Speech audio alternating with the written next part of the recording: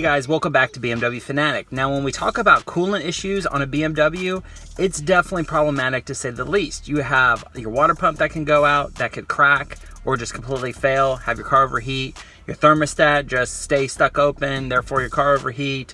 Any kind of coolant hoses that would break or anything else like that, trust me, they wear out all the time and you will have guaranteed to have coolant leaks somewhere. Now, you can see a lot of this ahead of time by checking your coolant reservoir. All you have to do is unscrew the cap and start looking at it. Now, I highly suggest that you use BMW OE Blue Coolant, which is a 50-50 mix that you must mix, by the way, with distilled water.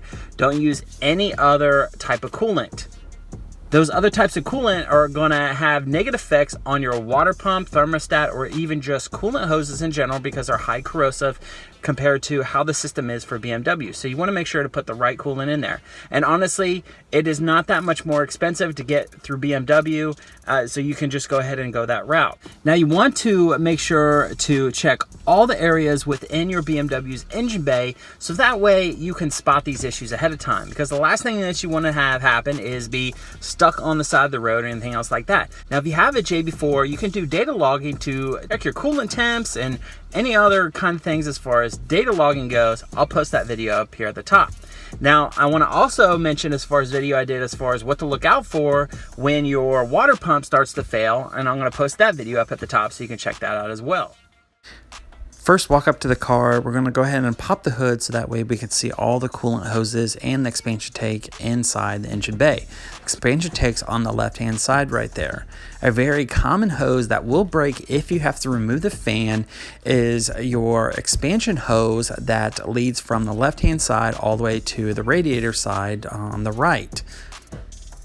Right there, you'll also see the coolant sensor that you have there.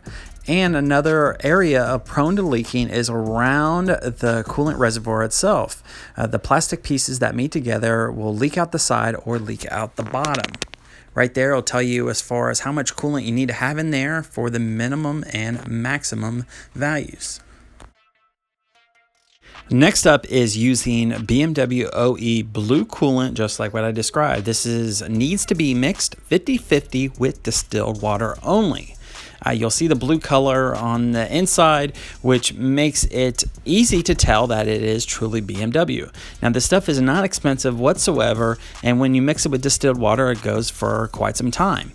If you want to remove the cap, go ahead and use a rag if the car is hot, so that way you don't splash any coolant up on you. With the cap physically off, this is where if you need to add any more additional coolant, you can go ahead and do so. Clean up any messes that you spill so that way it doesn't get on anything else down in the engine bay. Now, one thing that you want to also do, and this is a prime time to do it, is make sure there's nothing but blue coolant in there, as you can see. The problem is that if you have issues with your oil filter housing gasket, you can have oil that mixes in there, and that is bad, and therefore that's a whole nother different DIY to tackle.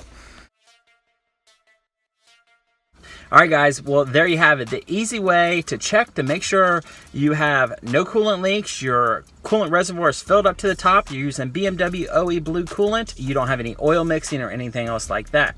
So just following those steps, check for any fluids leaking on the ground. So if you're in a garage or outside, start looking at things and start questioning it if you see anything related to, hey, that looks like water. And of course, if it's blue, then you know you have coolant leaking out. And also, if your coolant reservoir starts going below the threshold or therefore you have a coolant light that comes on within the sensor.